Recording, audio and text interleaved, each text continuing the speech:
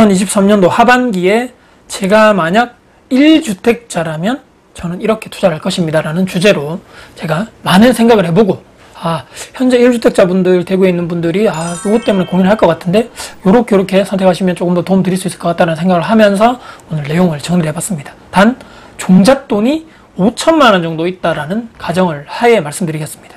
규제지역이 모두 해제된 지 꽤 됐습니다.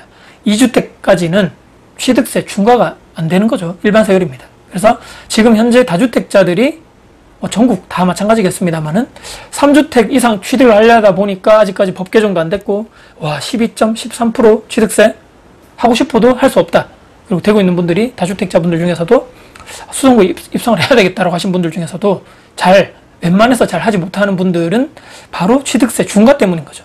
그럼에도 불구하고 대구의 거래량이 지금 살아나는 이유가 무주택자분들이 이제 가격이 많이 떨어졌으니까 대구에 있는 집을 사도 되겠다라는 생각을 하시는 분들도 있고, 또는 1주택자분들 중에서 갈아타기 하시려는 분들의 그런 매수 수요가 붙으면서 거래량이 계속적으로 살아나고 있다. 2년간의 대구가 지금 힘든 시기입니다. 계속적으로 조정기 하락기에 내가 가진 1주택 요 매물도 같이 조정되지만 그래도 절대 가격 차이가, 그러니까 내가 가고 싶은 저 아파트도 가격이 조정됐죠. 그 가격 차이가 상승기 때는 기존에 있는 1급제 아파트들이 매매 가격이 확 치고 올라가 버리는데, 그래서 매매가 자체 절대 가격 두 개의 갭 차이가 커지는 거죠. 근데 하락기 때 내 거도 이렇게 좀 떨어지지만 1급제 아닌 아파트 조정되다 보니까 이 절대 매매 가격의 갭 차이는 줄어들다 보니까 하락기 때 갈아타기 해라, 이런 조정기 때 갈아타기 하는 게 맞다라고. 내 물건이 가격이 원래 2, 3년 전에 이 정도 됐는데 이렇게 좀 떨어진 이 물건 상태에서 팔려다니까 너무 아까운 거죠. 그래서 그럼에도 불구하고 저가에 매도를 하면서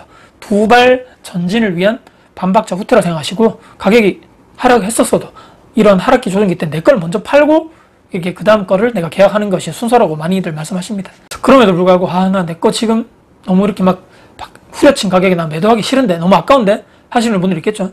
너무 많이 하락했으니까 조금만 더 버티면 조금 올라올 것 같은데 저가에 매도하기 싫다라고 하면 일시적 1가구 2주택 비과세 특례를 이용하는 방법이 가장 베스트입니다. 지난번에 5천만 원 제가 무주택자인 경우에 이렇게 해서 내가 내 집 마련을 대구에서 이렇게 하겠다라고 제가 말씀드리는 사항이 있죠. 그 매수하는 사항은 똑같습니다. 대신 그때 당시에는 무주택인 경우고, 이번에는 내가 주택이 한 채 있는 상황에서 내가 두 번째 주택을 이렇게 매수를 하겠다. 대신에 일시적 1가구 2주택 비과세 특례를 내가 이용을 하겠다라는 전략만 좀 달라지는 상황입니다. 그래서 이런 상황을 제가 한번 보시면, 일시적 1가구 2주택 이런 상황이 조금 풀렸죠, 요즘에. 그래서 첫 번째 내가 주택을 취득한 다음 최소 1년 뒤에 두 번째 주택을 취득을 해야 되고요. 두 번째는 두 번째 주택을 취득한 그 이후에 3년 안에, 예전에는 6개월 안에 해라, 1년 안에 매도를 이렇게 해서 힘들었는데 이제는 3년 안에, 조정 지역이 아니라면 3년 안에 얘를 첫 번째 주택을 매도를 하면 된다.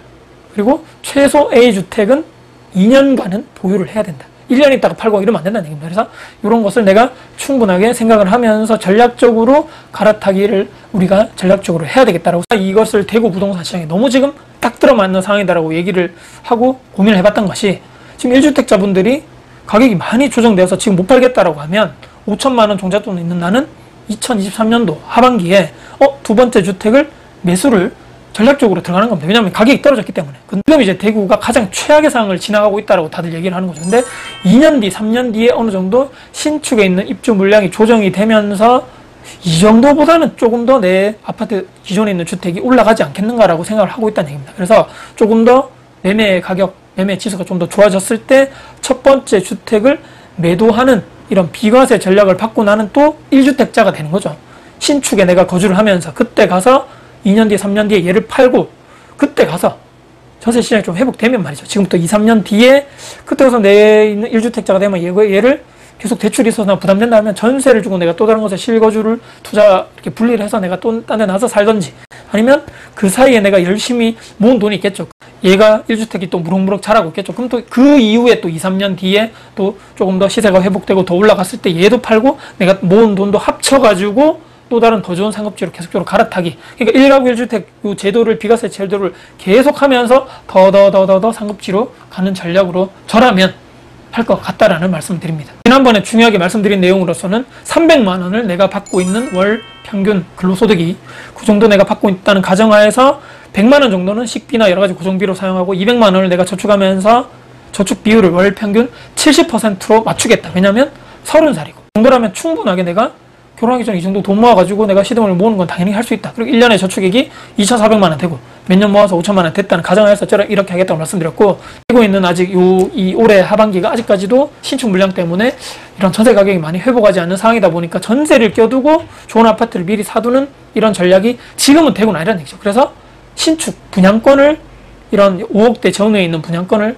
여러 가지 현장을 돌아다니면서, 제가 첫 번째로 5천만 원 종잣돈이 있을 때는 바로 입주하는 이런 상황이 아닌 최소 2년, 최대 3년 뒤에 입주할 아파트들 중에서 충분하게 내가 시간이 많이 남은, 그때 와서 이제 전세 시세가 회복할 것을 상상하면서 우리가 계획을 하면서, 그 당시에 지금 현재로서 마이너스 P나 이런 프리미엄이 많이 붙지 않은 이런 분양권 위주로 저는 돌아다니면서 가장 그 중에서 위치 좋은 곳, 그리고 로얄동, 로얄층에 있는 매물들을 선점해서 이렇게 계약금 10%, 여러 기타 감당 가능한 여러 가지 비용 합쳐가지고 5천만 원 내외로 들어갈 수 있는 것들 있죠. 그것을 지금 미리 분양권을 매수를 하는 전략으로 가겠다라고 말씀드렸습니다. 최근에 입주하고 있는 아파트, 분양권, 아파트 포함해서 또 몇 달 뒤에 2024년도 초반에 아니면 지금 2023년도 하반기 입주한 아파트들 가면 이미 올 초 대비해서 프리미엄이 그때 당시에 마이너스 몇천이었는데 지금 이제 마이너스 1, 2천 또는 마이너스 P가 아닌 제로 P 또는 이미 프리미엄 붙어서 많이 지금 회복된 상황이다 보니까 내 돈이 많이 들어간 상황입니다. 그래서 아직까지 입주 기간이 많이 남았고 해당 지역에 있는 분위기가 좋지 않은 위치 중에서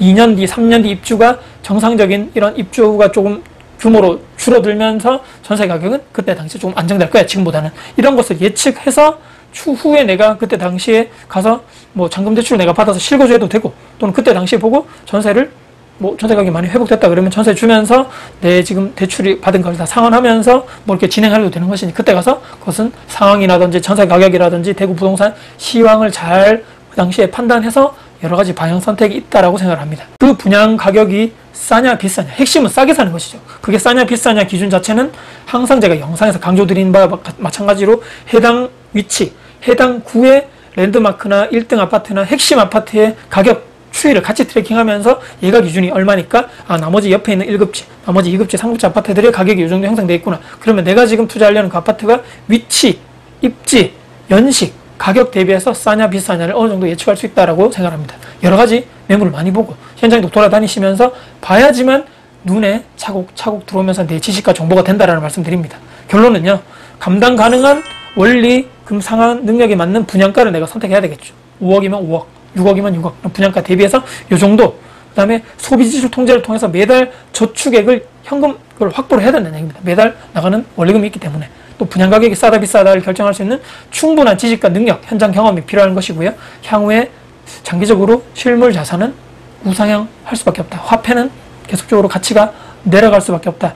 대출 레버리지를 나에게 유리하게 쓰려면 현명하게 내가 감당 가능한 범위 내에서 대출을 받아서, 이 대출이라는 것은 미래의 나의 소득을 미리 당겨서 받아서 내가 집을 10년 일찍, 30년 일찍 미리 사는 전략인 거죠. 그래서 현명하게 내가 대출을 레버리지를 잘 이용을 해봐야 되겠다는 확신과 이런 여러 가지 나의 공부, 능력, 노하우가 다 합쳐져서 좋은 매물을 싸게 선점해서 장기 보유하는 사람만이 이런 여러 가지 자산가가 되었다라는 우리 그 공식이 있다 보니까 이런 여러 가지 공부를 하시면서 내가 지금 오늘 말씀드린 대로 이 핵심은 일시적 1가구 2주택 비과세 이런 전략을 계속적으로 잘 유지하면서 갈아타기를 상급지로 가는 것이 핵심일 것이고요. 그러면 내가 30살 초반에 사회경험 4, 5년 차에 현재 내가 5천만 원 있는 1주택자라면 저는 이런 전략으로 나의 자산을 키워나가겠다라는 이런 전략을 말씀드리면서 영상을 마무리하겠습니다. 영상 여러분께 도움이 되셨으면 영상 공유, 또 응원 댓글, 좋아요 계속적으로 저에게 주시면 큰 힘이 될 것 같습니다. 오늘 영상